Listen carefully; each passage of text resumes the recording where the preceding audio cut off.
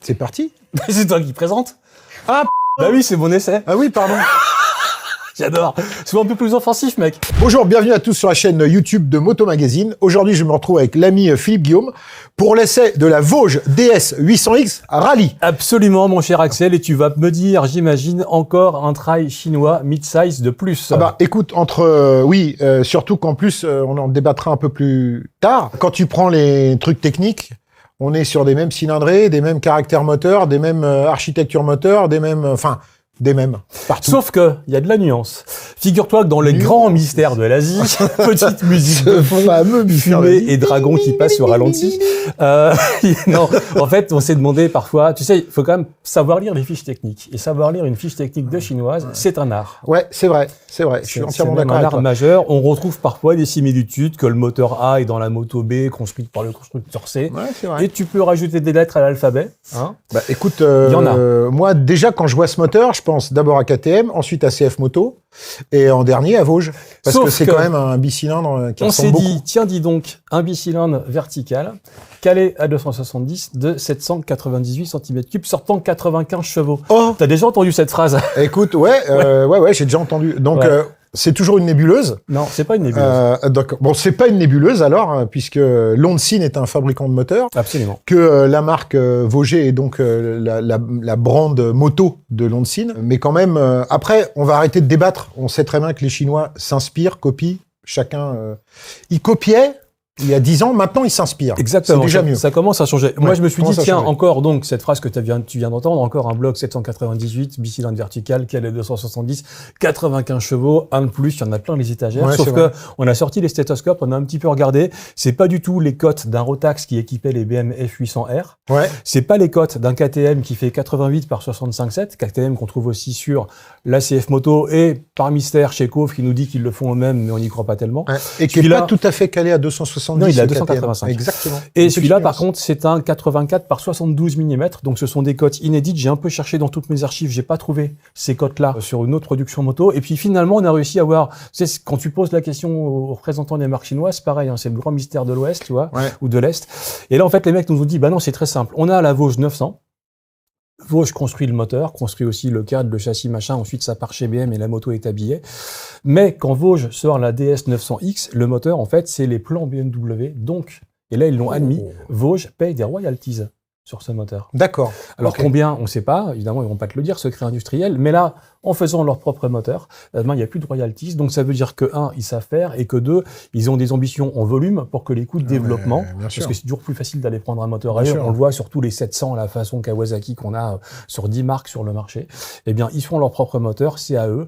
Et on se retrouve effectivement avec un énième bicylindre 800 de 95 chevaux qui, figure-toi, est pas mal du tout. Bon, donc tu reviens de l'Alp Adventure Moto Festival, absolument. Je l'ai bien dit parce que... Parfait, à Barcelonnette, super. À Barcelonnette, où d'ailleurs quand tu es revenu, tu as dit, dis donc, on commence à avoir pas mal de motos chinoises. Ouais. Je sais qu'il y en a encore qui sont réticents, mais force est de constater. Et donc tu as essayé cette moto. Oui. Alors, tu as dû arriver avec un a priori en te disant... Si tu veux, tu me connais, je suis un peu connu pour avoir eu la dent un peu dure sur les motos chinoises parce que je les prenais pour ce qu'elles étaient, c'est-à-dire quand même des trucs soit passablement merdeux, soit passablement insipides. J'ai reconnu, et notamment, je pense qu'un des tournants de la prise de conscience, ça a été justement la Vosges 900 quand on l'a essayé face à la BM F900 GS. Et là, tu te dis, ah ouais, là, le monde a changé, les gars. Et c'est plus du tout la même chose.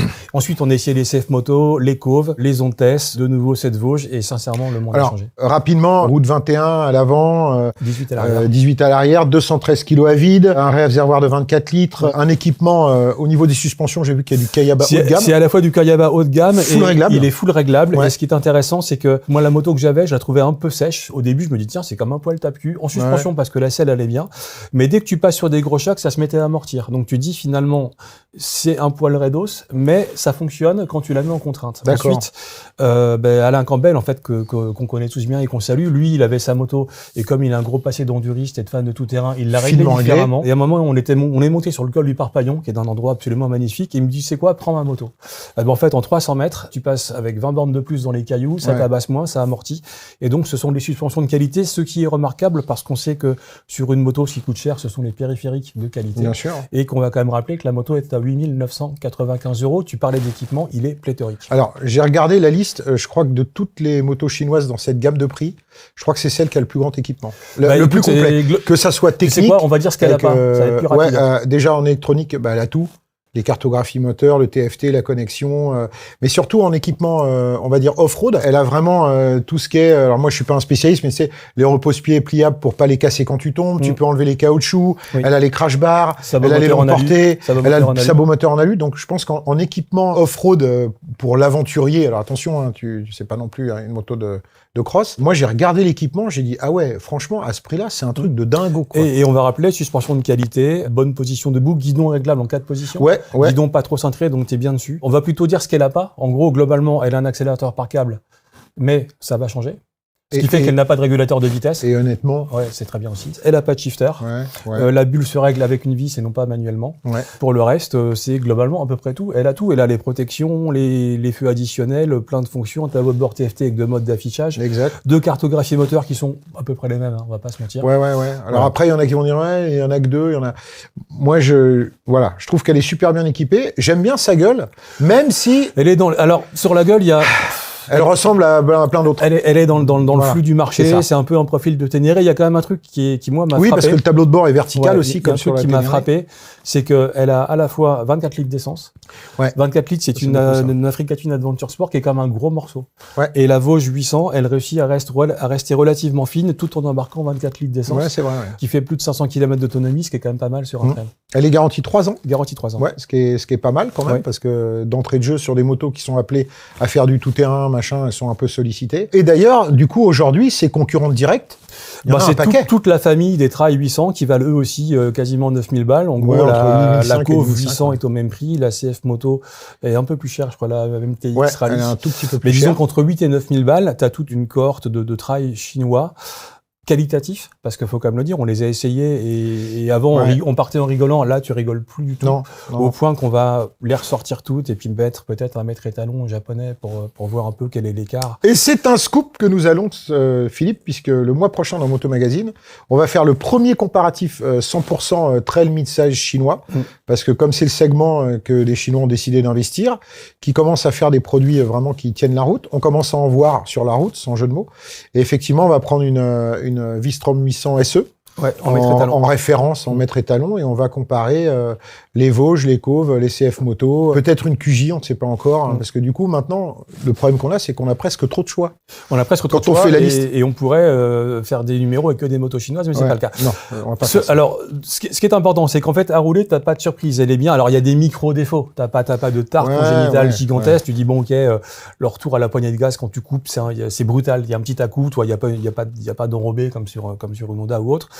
Il y a plein de choses qui c'est totalement neutre. C'est-à-dire que la moto se fait oublier, la boîte de vitesse passe super bien, les freins répondent à ce que tu dois avoir comme freinage, les pneus c'est des Pirelli Scorpion STR qu'on voit partout, qui font très bien le job. En périphérique, c'est la comme position elle est bien naturelle, le réservoir t'écarte pas trop les jambes alors qu'il fait 24 litres. Moi j'ai trouvé, si tu veux, 2 choses sur lesquelles alors il y en a une sur lesquelles je travaillerai vraiment, parce que là c'est quand même du défaut, mais disons du défaut de jeunesse. Moi aussi. Le réseau.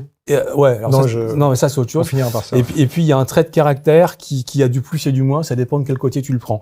Les 2 choses sur lesquelles il faut travailler, c'est la finesse de l'électronique. En gros, l'ABS est sensible, c'est-à-dire que tu prends les freins. Tu sais, Barcelonnette, t'as vu comment on peut rouler sur les petites routes sans rouler comme un débile, parce que le châssis est sain. Tu peux vraiment jeter la moto en virage et les coller par terre, elle bouge pas. L'ABS est sensible et le contrôle de traction, c'est globalement une catastrophe. C'est-à-dire qu'en tout terrain, si tu le gardes, tu montes pas dans les graviers. Bon, c'est un peu tout le monde le vire en tout cas. Voilà. Mais sur route, si t'es un peu en mode full gaz sur des routes bosselées, il passe son temps de couper la chic, ce qui là n'est pas normal. D'accord. Donc là, faut affiner. Il faut affiner un peu l'électronique.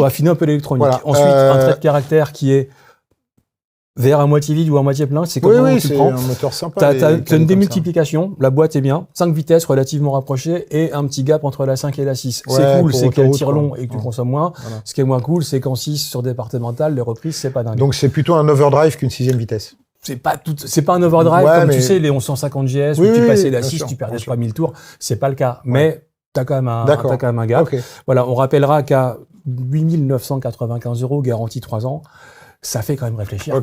Après, le réseau, ça va. Ah, le réseau, c'est le réseau de la DIP. Ouais, de la DIP, Ils sont quand même implantés depuis longtemps. Ouais, c'est vrai. Ça fait réfléchir. Après, encore une fois, l'image, la désirabilité.